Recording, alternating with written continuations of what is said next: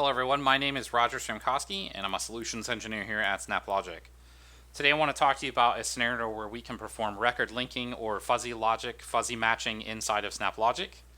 So I'm going to go ahead and hop over to my browser and we're going to talk about the scenario before we get into the pipeline. The pipeline is what you see before you right now. I do want to call out that the sample data files and the scenario and most of the Python code is all coming from a blog article by Chris Moffett over here at Practical Business Python.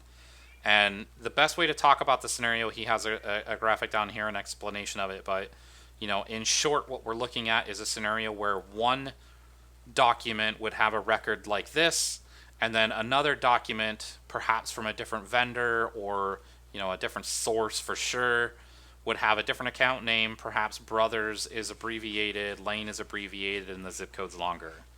So basically what we're saying is that we want to be able to take two different data sets and we want to match records between them, but we want to be able to account for the fact that people have typos, abbreviations, and all different ways of spelling things. So we want to go ahead and be able to handle that. Now, the key piece of this inside of SnapLogic will be the remote Python script snap, and I just want to go ahead and open that here on the left-hand side just to show you the remote Python script is part of our machine learning core snap pack. All right, so let's start taking a look at this from the SnapLogic perspective. So we're starting with the file polar, and what we're doing here is I've got the directory that we're going to be looking at parameterized. And when we go ahead and take a look at the pipeline properties, you can see that we're just using the file protocol. So I'm looking right on my groundplex for where those files should be. But that could be changed to SFTP, S3. These files could live anywhere where we can get to it with file polar, or you could be passing them in as an API if these didn't exist. There's many different ways with SnapLogic. That's where we get to that diversity of how we get the data in. So file polar is just outputting the actual path of the files. It's not outputting any of the data itself. So a lot of that is going to be coming here from file reader. This is where we would actually take that path variable. We would iterate through that list. Now, you'll notice, in SnapLogic, there's no need to manually build a loop. We're just going to implicitly go through that list for you. And then we're going to feed that list to the binary router. Now these, you'll see here, both of my upper and lower outputs are set to true. I'm basically using this as a binary copy. This is not necessary for the business processing, but if you were to think about this from more of the business scenario or the business automation perspective, you might want to take the original file and move it before doing any processing or saving the results archive. So this is just one potential way to show that SnapLogic can help you along that processing.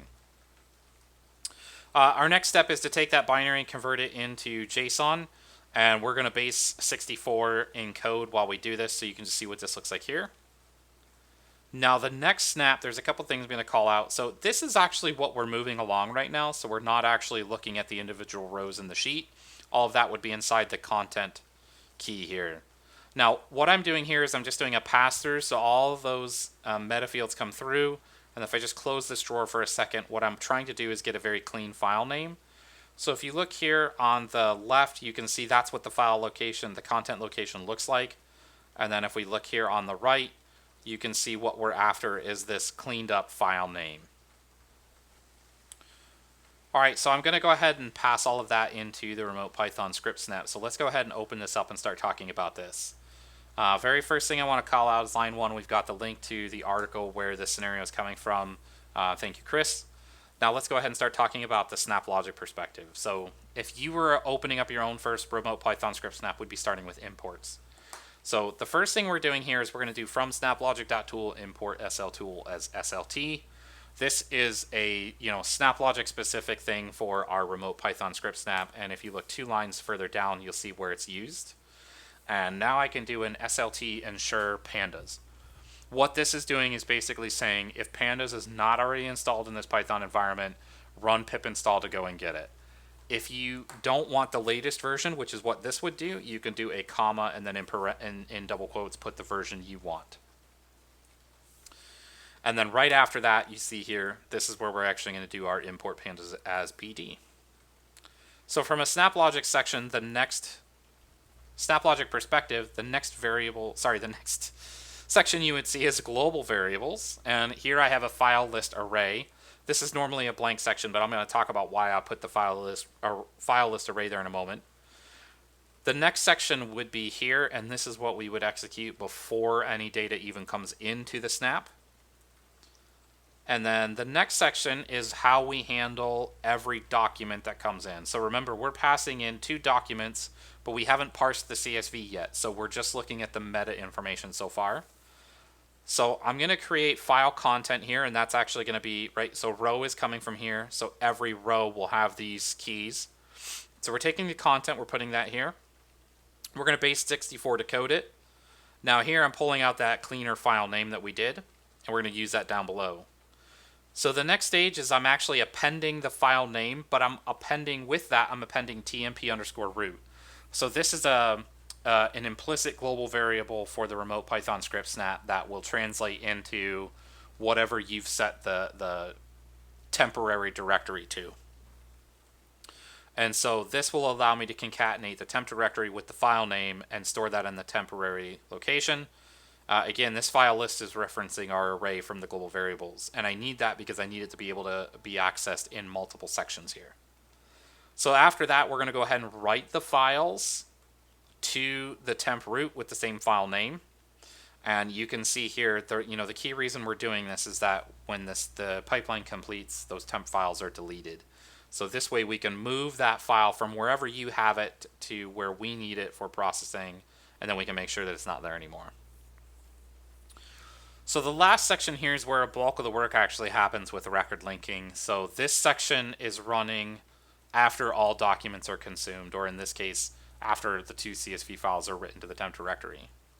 So the first thing we're doing is we're setting up our output Python dictionary. And then we're going to go through to that global variable file list, and we're going to reverse sort it. And then this is where we're using pandas to read the 2 files. So I'm doing a file list.pop. That's why I reverse sorted them, is just so I can make sure the counts was on top. And then we're setting the index column for each of these. The index column is a requirement for the record linkage library. So down below, we're going to go ahead and set up our index. You can see I have here the full index is commented out. If you're doing a full index, it really takes every line from document 1 and looks at every line from document 2. You can also, I don't have it here, but you could also do a block. So you could say something like block on state. If you block on state and the 2 files are created by endpoints that only use a drop-down box where no typos are possible, then that would work great. But if you're talking about fields from the 2 data sets where somebody might have entered it and they might not have, they might have had a typo, or they might not know, they just guessed on the abbreviation for the state. This is where sorted neighborhood comes into. An abbreviation is probably a bad example, right? But a fully spelled out state or city or name. So sorted neighborhood basically says I want to compare only these 2 fields. So I don't want to do one row to every other row, but I just want to compare on these 2. But kind of play a little bit loose with what the content might be. So if there's like a small typo in the name, you'll still be able to do that. Now we're just setting up the candidates with the 2 files, and then down here, this is really where we would start getting into, where you would need to customize for your own scenario, right? So this is looking at at hospital data, but if you were looking at lead data, or if you were a company who was running multiple front ends, perhaps you've got like a front end ticketing system and a front end account management portal, billing portal, and you want to be able to pull some of this together into a data warehouse but link it all to one user. This is where you could start setting up what fields need to match. Down here, we're adding a new column score. So basically, sorry, I should come back up here real quick. So here we're saying that we want to compare the city from the left and the provider city from the right need to match exactly, and we're going to label this city. Here we're saying that we can do a little bit less of an exact, right? We're setting a threshold, so we're just looking at the strings, facility name, provider name. Threshold equals 0.85, and then the label again is what we see on the output. And then here's where we actually execute. So the key point here is that we're doing all of this record linking that we're showing today is going to be happening on 3 fields. And this is where you would come to customize what fields and what thresholds you would want to be looking for. Now down here, this is where we're taking the result and we're adding a new column score. So each of these gets a score of 1 if they match or a score of 0 if they don't. So when we come down here and we do a sum, what we're saying is that the score is 3 if it's essentially a perfect match, right? So all 3 of the fields that I'm comparing match, then that's a 3, that's a perfect, essentially, right? And then down below, there's a lot of sort of data cleanup and data organization. So a lot of this might change for your scenario as well. And the very last piece that I'd want to talk about is right here. And this is where we would get that, the results from the record linking, we get it into that dictionary with results being the JSON key.